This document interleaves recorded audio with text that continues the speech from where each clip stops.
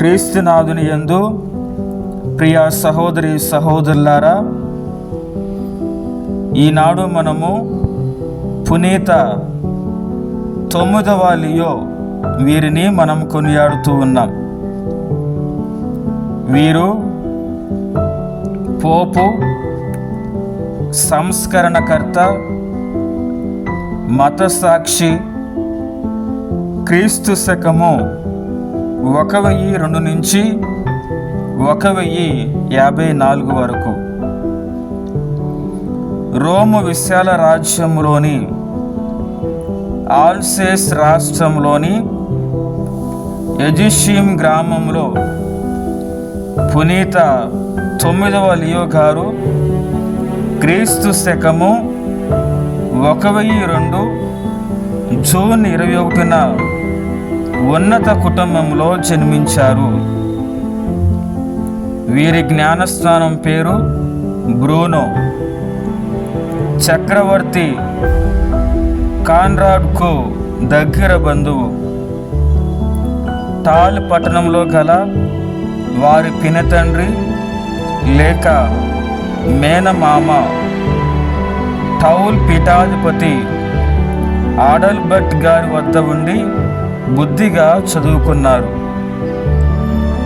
తమ 15వ ఏట అనగా క్రీస్తు శకము 1017లో గురు శిక్షణలో ప్రవేశించి డీకను అయ్యారు. డీకనుగా ఉంటూనే 2వ కాన్రాడ్ చక్రవర్తి సైన్యాన్ని ఒక సైన్యాధిపతిగా నడిపించారు కూడా. 1026లో ఇటలీ సామ్రాజ్యాన్ని యుద్ధంలో స్వాధీనము చేసుకున్నారు. యుద్ధ వీరునిగా మంచి కీర్తి ప్రతిష్టలు గడించారు. బ్రూనో గారు తమ 25వ ఏటనే టౌల్ పీఠానికి బిషప్గా ఎన్నికయ్యారు. 20 సంవత్సరాలు అదే పదవిలో విశేష సేవలు అందించారు. ఆనాటి అనేక సమస్యలను తమ తెలివితో, ప్రార్థనతో అధిగమించారు. గురువుల్లో, మఠవాసుల్లోనూ అనేక చైతన్యవంతమైన సంస్కరణలు చేపట్టి తమ పీఠంలో గొప్ప క్రైస్తవ చైతన్యం తీసుకువచ్చారు.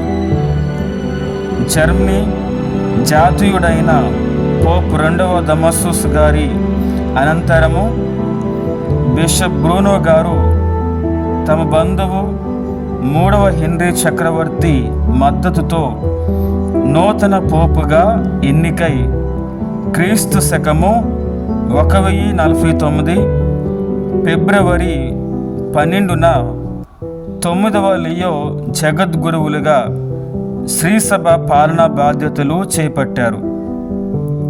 5 ఏళ్లే పాలించిన చాలా ఉన్నత మార్పులు తీసుకువచ్చారు. వారికి పాప్ సంగీతంలో మక్కువ ఎక్కువ. కాన సంగీత విద్యకు శ్రీసభలో కూడా ప్రాధాన్యత ఉండేలా చేశారు. పరిశుద్ధ సంగీతంకు ప్రోత్సహించారు.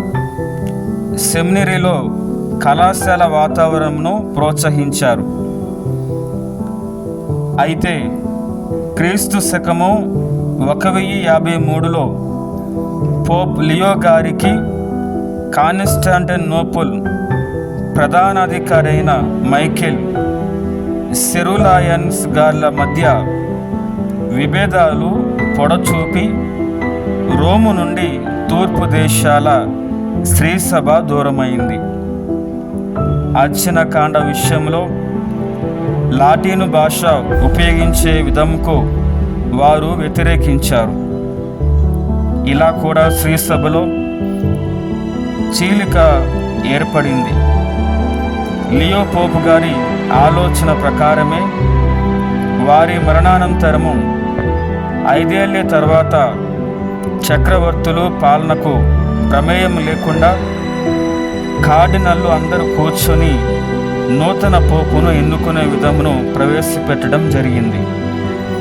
వారు తమ వృద్ధాప్యంలో క్రీస్తు శకము 1054 ఏప్రిల్ 19న రోమ్ నగరంలో తమ 52వ ఏట పునీత పేతురు గృహ దేవాలయం ముందు వాలి పరలోక ప్రాప్తి నొందారు. వారి మధ్యత్వాన అనేక అద్భుతాలు మేలులు జరిగాయి. క్రీస్తు శకము 1087లో వారికి 3వ విక్టర్ జగద్గురువులచే పునీత పట్ట ఇవ్వబడింది. లియో అనగా సింహరాయులు అని అర్థం. ధ్యానాంశం.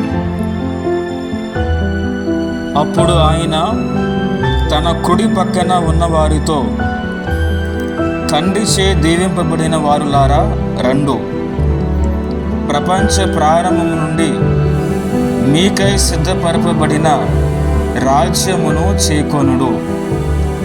పునీత 9వ లియో గారా మా కొరకు, మా కుటుంబాల కొరకు ప్రార్థించండి.